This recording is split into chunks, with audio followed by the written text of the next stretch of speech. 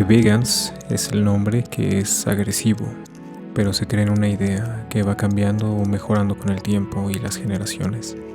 Y deseo ver el día que la palabra vegan sea desposeída de su carga y deje de existir, porque todas y todos llevaremos una conducta diferente hacia las demás especies y ya no habrá que nombrarla.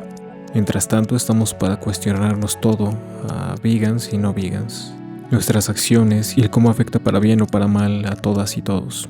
Y todo sabiendo no hay un vegano o vegana perfecta y que hay diferentes maneras de hacer activismo.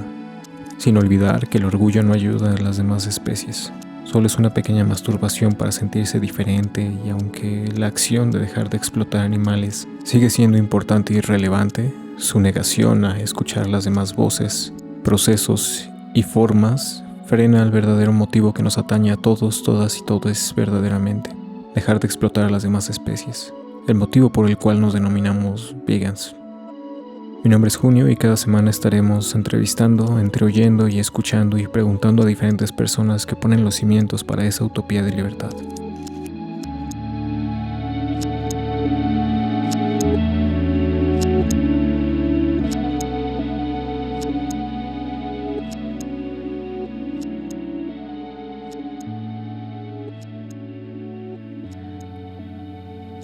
Buenas tardes a todos y todas, todes quienes escuchan The Vegans. En esta ocasión me complace presentarles a Felipe Lanz, un líder aquí de voluntariado en Mercy for Animals México. Y bueno, estoy muy contenta de estar aquí. Agradezco muchísimo el espacio a The Vegans y por supuesto a Felipe. Felipe, ¿cómo estás? ¿Nos puedes contar un poco más de ti, por favor? Claro que sí, pues es un gusto estar aquí, agradezco igual el espacio y también un gusto estar aquí contigo, Mariana, que ya nos conocemos de varias ocasiones y que ya hemos formado una amistad. Soy gerente de voluntariado en Mercy for Animals desde hace casi 3 años. Y además de ser gerente de voluntariado en Mercy for Animals, procuro hacer activismo en algunos otros grupos, como son Animal Save, Anonymous for the Voiceless, y también el NARD, además de apoyar a santuarios. No soy vegano desde hace mucho tiempo, sino solo desde hace 5 años aproximadamente. Y lo que... Pues sí, fue un cambio grande en mi vida, y lo que sí es que cuando hice ese cambio me fui de lleno, ¿no? Sí vi una misión ahí para mí y también algo en lo que podía ayudar, algo en lo que podía apoyar, y pues aquí ando. ¿Qué más te platico? Muchas gracias, Felipe. Sí, bueno, está genial y es muy grato coincidir contigo en distintos espacios de activismo. Y justamente como líder tú has expresado en algunas ocasiones que tienes como un mantra, ¿no? De que sí somos veganos, veganas, pero no hay que buscar la perfección, no hay perfección. Y eso es algo que me llama mucho la atención y me he quedado reflexionando. Entonces, pues quisiera saber qué te ayuda a ti a cuidar tu salud mental, o en momentos tal vez de estrés o de alguna tensión, o cuando enfrentas algún aspecto de la cultura dominante que nos atraviesa. ¿Qué te ayuda a volver a tu centro? ¿En qué te refugias? Te la contesto en 2 partes. Por una parte, como algunos hábitos personales que me gusta hacer, como hacer ejercicio, ¿no? Y creo que todas las personas debemos encontrar esos hábitos personales, esas cosas que nos gustan hacer, que disfrutamos, sea lo que sea, y cada quien. Y recordar que somos personas, además de activistas, y como personas somos personas infinitas y complejas, y a unas nos pueden gustar las caricaturas, a otras las películas de terror, a unos la música de uno u otro género. Es bonito ver esa infinidad y esa complejidad que somos personas, y que somos activistas y veganas pero que además de eso tenemos una infinidad de otros gustos e intereses y no tenemos que olvidarlos por completo. Entonces, buscar esos espacios. Además de esos espacios y esos gustos, pues a mí hacer un poco de ejercicio en el día a día me distrae y me sube las endorfinas. Pero, por otro lado, creo mucho en el cuidado colectivo. Y el cuidado colectivo, a veces la forma más común, pero también de las más poderosas del cuidado colectivo es la plática. Encontrar espacios en los que simplemente podamos platicar como personas, pero con otras personas que piensan igual que nosotros. La mayoría del tiempo como activistas queremos hablarle a ese gran porcentaje de la sociedad que piensa diferente a nosotros. Entonces, de repente tener espacios en los que estamos solo con personas que piensan igual a nosotros y desahogarnos un poquito, reírnos un poquito, con el humor que a cada quien quiera, ¿no? Hasta el humor ácido, humor negro, de repente, reírnos como, ay, sí, vino un señor y me vio feo y me dijo no sé qué, y pues yo le contesté esto, ¿no? Y encontrar esos espacios de coincidencia, de consuelo, de risa, de filosofar también, porque no es lo mismo hablar de derechos animales con alguien que lo practica y que lo explora y que diariamente tiene esa curiosidad de aprender más, que con alguien que no le importa y que solo te quiere ganar la razón, ¿no? Entonces también espacios de cuidado colectivo, el más común, pero no por eso deja de ser muy poderoso, la plática entre amigues uno a uno o entre grupos de amigues, en comidas, en café, en chelas, en donde se dé, ¿no? En un parque, en cualquier lugar. Cuidado colectivo, plática, encuentro, conexión. Sí, tienes mucha razón. Fíjate que yo en algún momento sentí que estaba perdiendo mi fe en la comunidad y justamente hubo personas muy valiosas y que aprecio mucho, que me ayudaron justamente también a volver a mi centro, justamente con lo que estás diciendo, con la escucha activa, ¿no? O sea, y con esta forma de contención positiva, amorosa, que como que restauró la fe en mí y en la comunidad también. Entonces, creo que eso es muy bonito. Y lo que has dicho sobre las personas también, pero considerando, por ejemplo, que los animales también son personas, quisiera preguntarte algo curioso. ¿Tienes algún habitante favorito de algún santuario? Sí, los patos son de mis favoritos. Particularmente Mike de Huerta Vida Digna es uno de mis meros favoritos, porque no es un animal que se deje acariciar o que le gusta que lo acaricien mucho o muy meloso. Es más como juguetón y lo que disfruta es picar a la gente. Entonces como que me encanta su independencia y un poquito su rudeza. Creo que Mike, y también Haru de Goyo Santuario, que también es otro pato y también tiene actitud bastante ruda, aunque sí le gustan un poco más los apapachos, pero también te pica de todas formas. Estoy de acuerdo, sí, no, Mike tiene una personalidad impresionante y Jaco también. Y es muy, muy curioso cómo pues demuestra, ¿no? su carácter, su personalidad y están dispuestos, pues sí, a enseñarte que te van a picar, te van a morder y pues no les importa. Son geniales. Y rompen esa idea que tenemos de mascota, ¿no? Que una mascota se tiene que comportar de una cierta forma.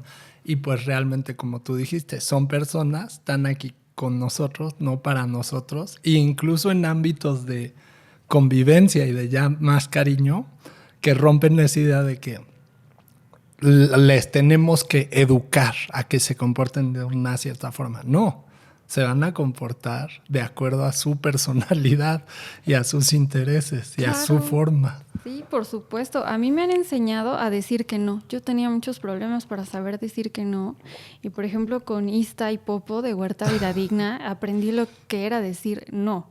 O sea, simplemente si no les gusta una fruta que les ofreces, no te la aceptan. Se voltean y van por otra cosa. Y los toros de Granjita TIH, Pisanello, Ferdinand, bueno, todos son impresionantes. Demuestran cómo están empoderados, libres y pues se acercan si quieren y te aceptan una fruta si tienen ganas, si no se voltean. Entonces son grandes lecciones que nos dan y perdón, limpias eso. Y creo que es importante también tener en cuenta, ¿no? Ese aprendizaje. En ese sentido, y también me da curiosidad, por ejemplo, saber tú qué piensas de la humanidad, qué es lo mejor y lo peor que tenemos como humanidad, como seres humanos. Yo tengo un trabajo muy, muy privilegiado como gerente de voluntariado de Mercy for Animals, porque me toca convivir y conectar con les voluntarios y que pues son personas con muchísimo compromiso por lograr la liberación animal, con muchísimo compromiso por formar un mundo mejor, a partir del respeto a los animales, pero finalmente es un mundo mejor, un mundo más justo y más compasivo. Entonces, aunque estoy constantemente expuesto a todo el sufrimiento que hay a animales humanos y a animales no humanos, pues también me toca ver como a gente comprometida luchando por un mundo mejor sin rendirse. Entonces, creo que en ese sentido, como que si veo a alguien luchando junto a mí, pues yo ahí me mantengo, ¿no? Y por más que haya como muchísimo sufrimiento, muchísima violencia, muchísima crueldad, que haya sistemas de opresión horribles, pues también hay personas hermosas, humanas y no humanas, y particularmente personas humanas que luchan día a día por lograr un mundo mejor, que creen en un mundo mejor. Para mí, pues eso es lo que me renueva la esperanza todos los días. Ok. Y bueno, aquí también me surge otra pregunta. Por ejemplo, soñando en un mundo ideal o en una utopía, por ejemplo, que sabemos que no va a ocurrir, por lo menos no mañana, no en 5 ni 10 años, si se terminaran las opresiones y se erradicara el especismo, ¿cómo crees que sería nuestra relación con las demás especies? Es una gran pregunta, requiere muchísima imaginación porque creo que yo, al igual que todas las personas, tenemos también la opresión normalizada e interiorizada. Creo que pues partiría de un entendimiento, como siempre decimos, que están aquí con nosotros y no para nosotros. Creo que dependería de cada especie, ¿no? Porque hay especies que han sido domesticadas, hay especies que les puede gustar el contacto humano, como pueden ser a veces, y no todos los individuos, pero a veces por especies.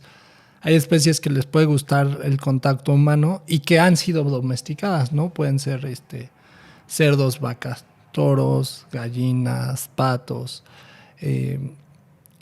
Y hay especies que todavía se mantienen en su mayoría silvestres, que aunque les guste el contacto humano, se mantienen en su mayoría silvestres.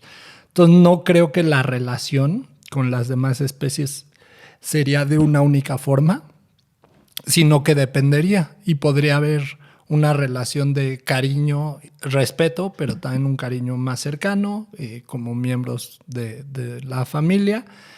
Y con otras especies podría haber una relación de admiración, que es algo que tú y yo hemos platicado en otra ocasión, pero una admiración y un respeto pues más como de lejos, ¿no?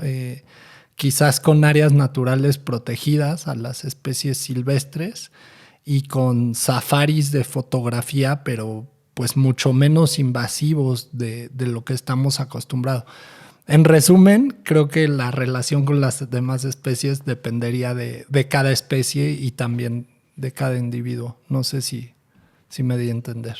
Es muy interesante tu respuesta porque pues soy una persona que se dedica como a intentar estudiar este fenómeno de las reservas naturales, los parques nacionales y demás, porque justamente me preocupa también la relación que tenemos con otras especies, pues que se han denominado salvajes, ¿no? O silvestres. ¿Por qué? Porque, pues, por ejemplo, tenemos ya, afortunadamente, digo, santuarios que refugian y resguardan seres como cerdos, vacas, pollos, gallinas, patos, pero finalmente son animales que o bien se han denominado de granja o domésticos también, ¿no? Entran como en el rubro de ganado y demás, incluso los caballos. En ese sentido, bueno, se pueden refugiar, resguardar, rescatar, pero ¿qué pasa en el caso de un tigre, de una jirafa, de un elefante?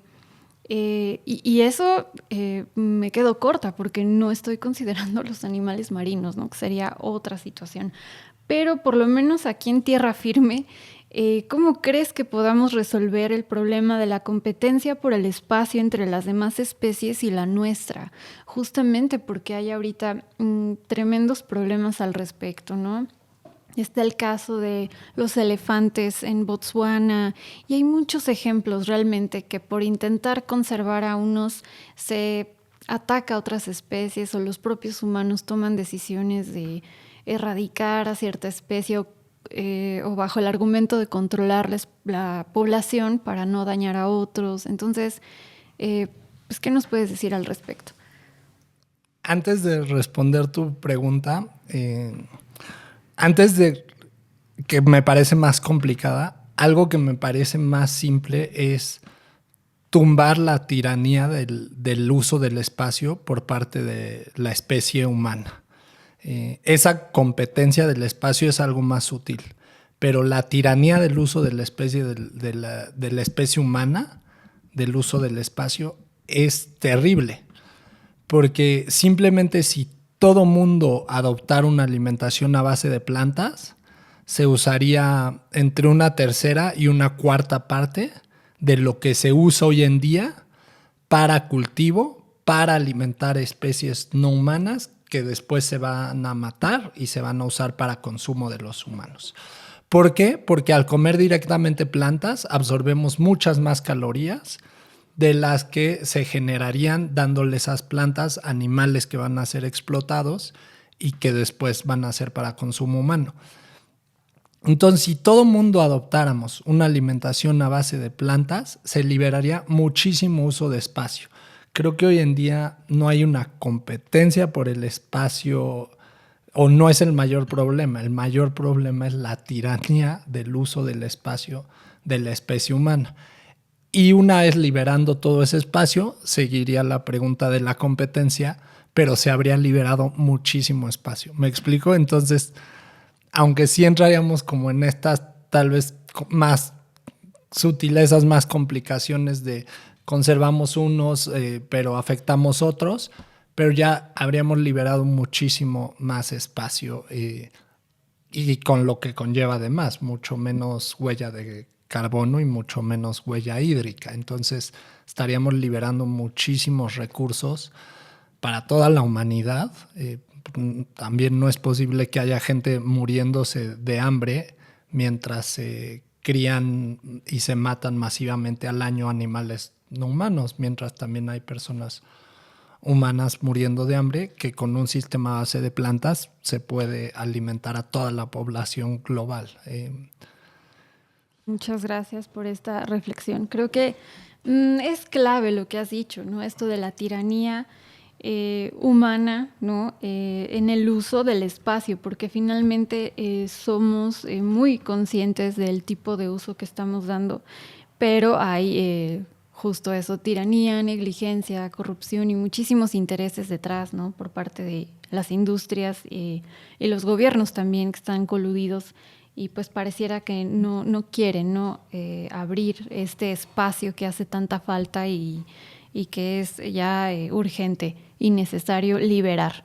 En ese sentido, hay tiranos y puede que haya luchadores o guerreros. Yo considero uno de ellos, entre tantas personas, a el capitán Paul Watson. Para quienes no conozcan de inmediato la referencia, bueno, fue fundador de Greenpeace cuando inició dicha organización. Salió porque él deseaba dar un paso más allá, ¿no? Y dejó Greenpeace porque consideró que se quedaba a nivel de la denuncia, cosa que a él no le agradaba. Y bueno, se convirtió en el líder de Sea Shepherd. Y bueno, el 20 de julio fue arrestado en Groenlandia mientras hacía activismo intentando bloquear el paso de los buques balleneros japoneses. Entonces, en ese sentido, quisiera que nos dieras una opinión sobre esta situación, como líder y como activista. Pues muchas gracias y muchas gracias por llamarme líder. Empezando porque cualquiera puede ser líder. Cualquier persona que asuma responsabilidades puede ser líder. Y esa es la definición del liderazgo que a mí más me gusta. Las personas que asumen responsabilidades en circunstancias de indeterminación. Es decir, nadie tiene todas las respuestas, todo el mundo estamos haciendo lo mejor que podemos, y quien asume responsabilidades o compromisos adicionales, para mí se vuelve una persona líder. Volviendo a Paul Watson, es una persona que admiro mucho Sea Shepherd. En un taller que doy siempre uso como ejemplo a Sea Shepherd como una organización rebelde, en el mejor de los sentidos, porque al ser una organización rebelde siempre pone en boca de la sociedad los daños y los riesgos urgentes de continuar como lo estamos haciendo. Y se enfrenta directamente a esto, ¿no? Creo que es muy rara la sociedad. Creo que nos encanta enaltecer a los rebeldes del pasado, pero tenemos problemas con los rebeldes del presente. Si hablamos de luchadores sociales, por ejemplo, como Martin Luther King, que es uno de los más grandes reconocidos en Estados Unidos, pero él era una persona sumamente rebelde e incómoda y retaba constantemente al sistema de opresión, y lo hacía de manera directa y también de manera discursiva. Y hoy en día está enaltecido no solo por las personas rebeldes, no solo por las personas más progresistas, sino ya por la gran mayoría de la sociedad en Estados Unidos, siendo que en su momento no fue así, al contrario.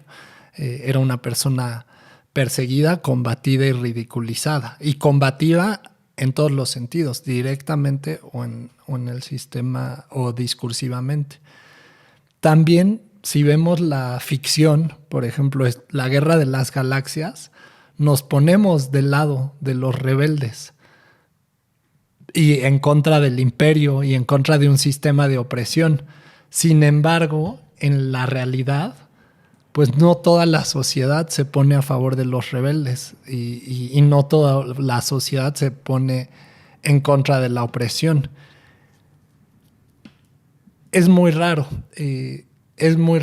que veamos a los rebeldes con esta doble moral, y pues no se debe criminalizar el activismo. Paul Watson ha sido un gran activista, un gran líder. Ha liderado con la acción, no con la palabra.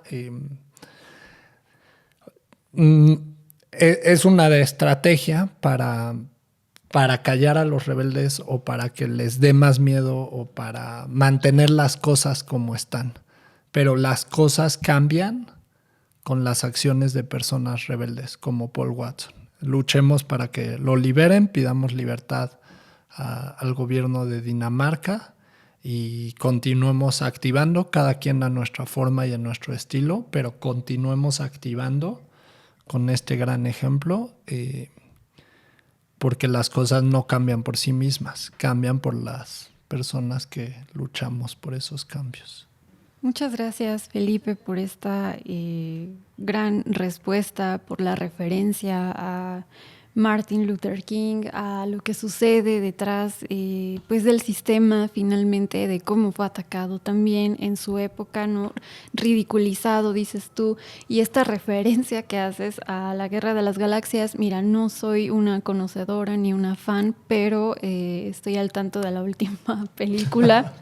Y pues creo que el final fue desastroso, ¿no? Estoy enterada de que mucha gente tuvo que ir casi a terapia porque se destruyó una narrativa que parecía iba sobre un hilo conductor y al final pues pareciera que el héroe no es héroe y finalmente opta por otro camino.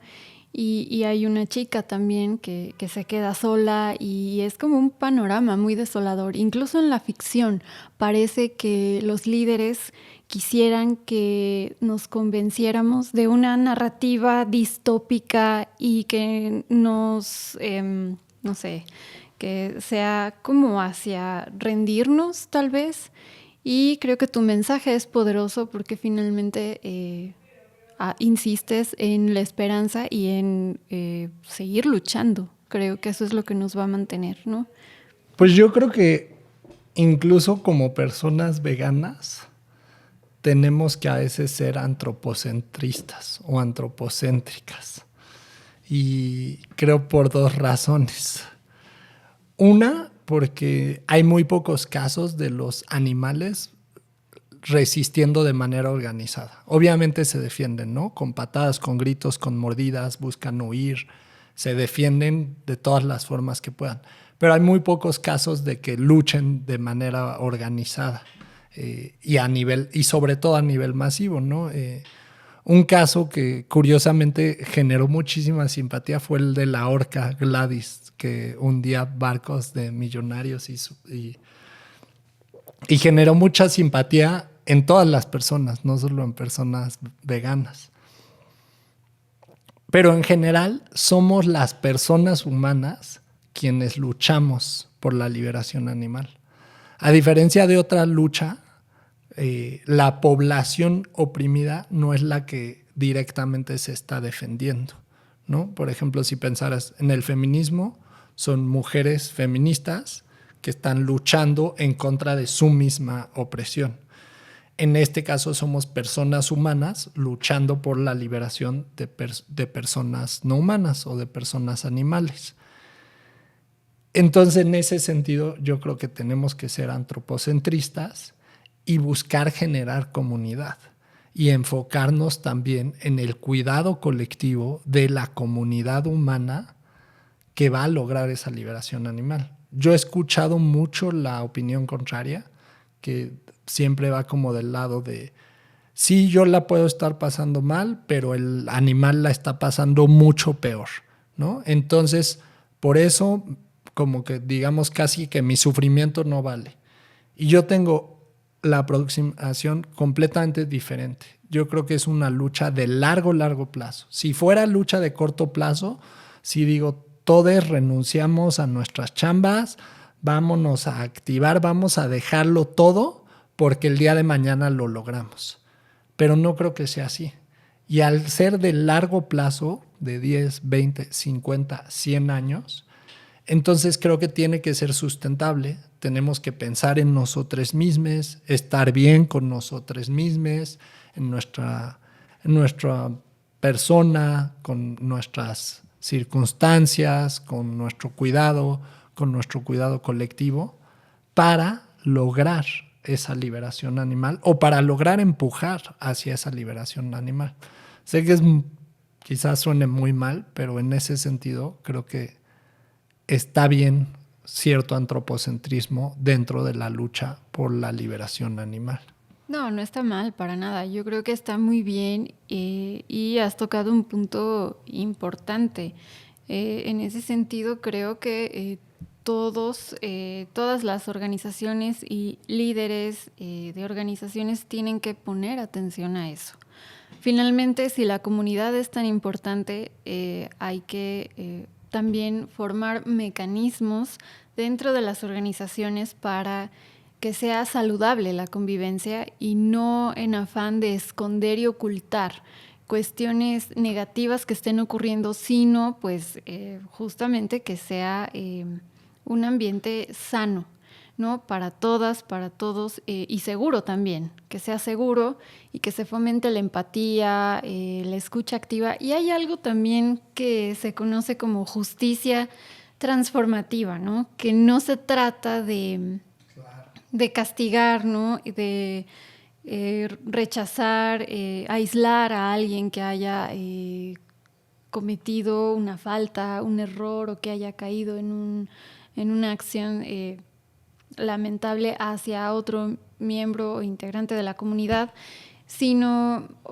significa escuchar a quien haya padecido o vivido algo negativo, pero también entender que se van a tomar ciertas medidas, ¿no? Es decir, no se le va a aislar, no se le va a castigar, pero sí va a haber como por lo menos escucha activa para quien se considere en algún momento víctima, por ejemplo, de acoso o estas cuestiones que pues pareciera que nos da miedo, ¿no? Hablar a veces de estos temas, pero se tiene que reconocer, o sea, somos seres humanos complejos y también cometemos errores y también somos susceptibles de recibir, pues no sé, actitudes denostativas o negativas de parte de algún compañero. 100%, y qué bueno que lo mencionas, 100%. Creo que para lograr la liberación animal necesitamos una comunidad grande, fuerte y unida, que es lo que a veces llaman en transformación social una masa crítica. La masa crítica es ese porcentaje de la sociedad que logra impulsar y que se logre un cambio. Hay personas que establecen que la masa crítica está alrededor de entre un 21 y 25%. Hay una académica de Harvard, Erica Chenoweth, que según ella establece que una masa crítica está en el 3.5% de la sociedad, que es mucho menor que el 20%. Aún así, 3.5%, pues solo en México son millones de personas. Es muchísimo. Para llegar a esta masa crítica o a esta comunidad lo suficientemente grande, es indispensable que sea una comunidad segura, como tú lo dijiste. Además de agradable, que sea en primer lugar segura. Y me encanta lo que hablas de la justicia transformativa. En palabras llanas, yo creo que parte de este entendimiento de todas las personas estamos mejorando. Y también vivimos en México y en el mundo una etapa de la funa y la cancelación. Y creo que también como comunidad nos hace falta distinguir entre crítica y funa.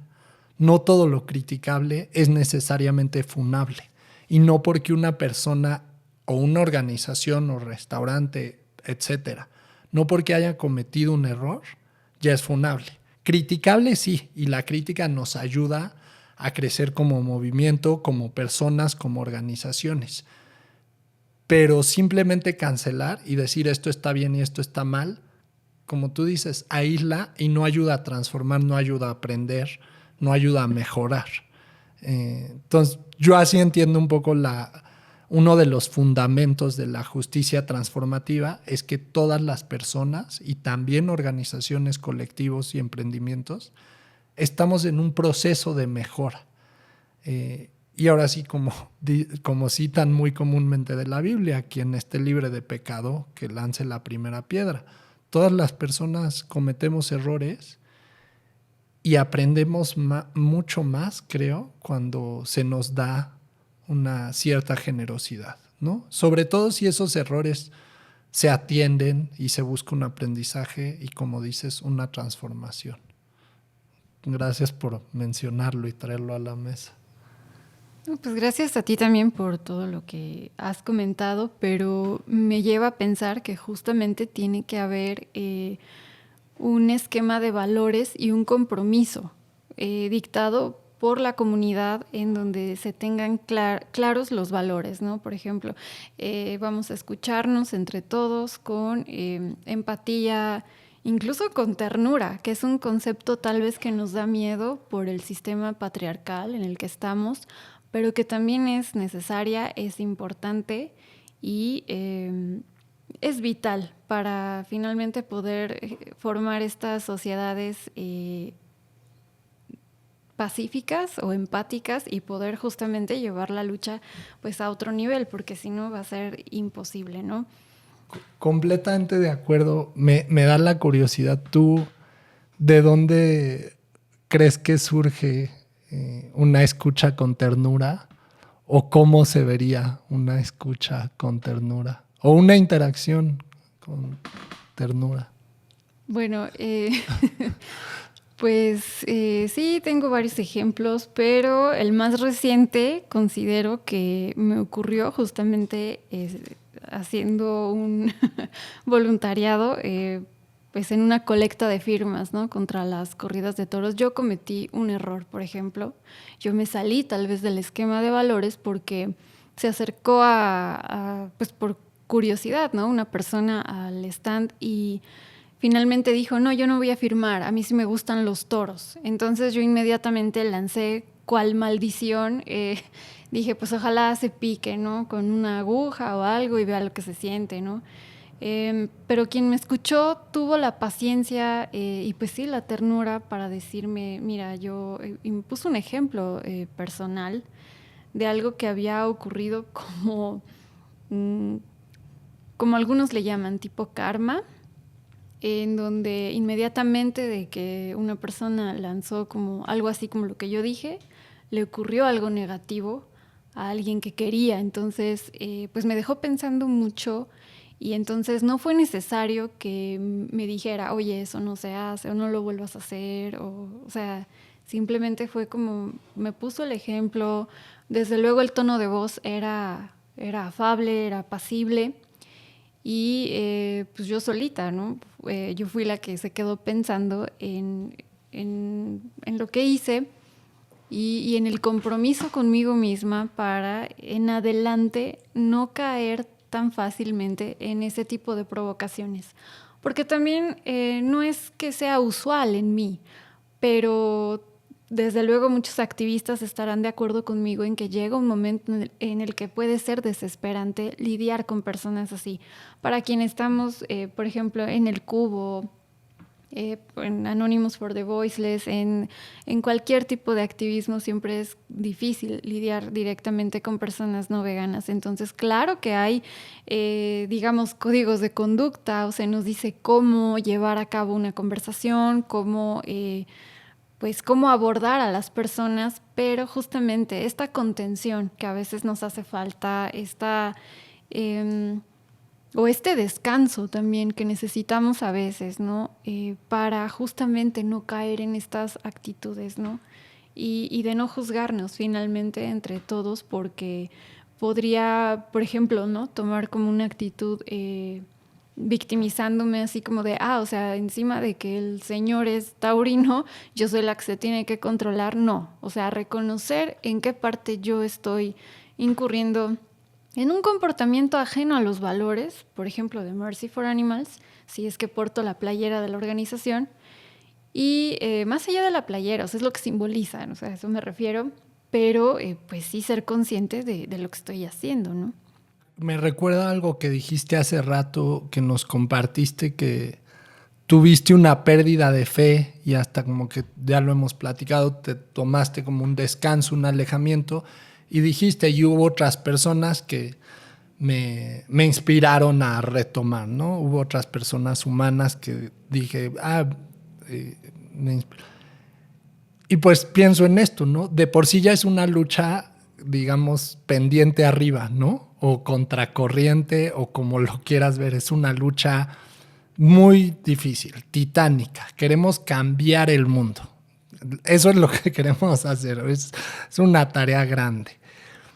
Y si encima de eso vas y te equivocas y en lugar de explicarte pues, te hablan feo, o si vas a un grupo y la gente te juzga porque igual compraste un dulce y no sabías que no era vegano y en lugar de solo mencionártelo amablemente, igual te juzgan, ¿no? O te critican fuertemente.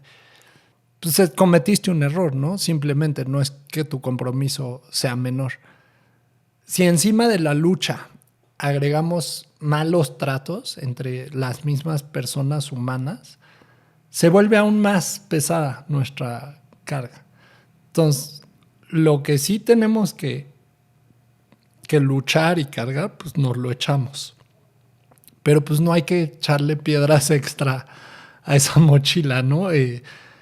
Intentar quitar todas las que veamos innecesarias y al revés, aligerarnos la carga entre todos con ternura. Me encantó. Es que justamente pudiera ser que hasta los psiquiatras estén de acuerdo en eso que has dicho, porque caemos en una hipervigilancia tremenda, en afán de buscar ser completamente correctos en nuestra forma de ser, en nuestro veganismo personal de día a día y también al momento de ser activistas, caemos en esto, en una hipervigilancia que pues a nivel orgánico creo que nos eleva el cortisol a todos. Entonces, claro que a la mínima provocación o error, en este caso, como el ejemplo que pusiste de ir a comprar un dulce, una golosina, sin saber que tenga caseína o algún ingrediente de origen animal, híjole, pues pudiera ser el detonante para una funa segura o una crítica muy fuerte, y ya eso pudiera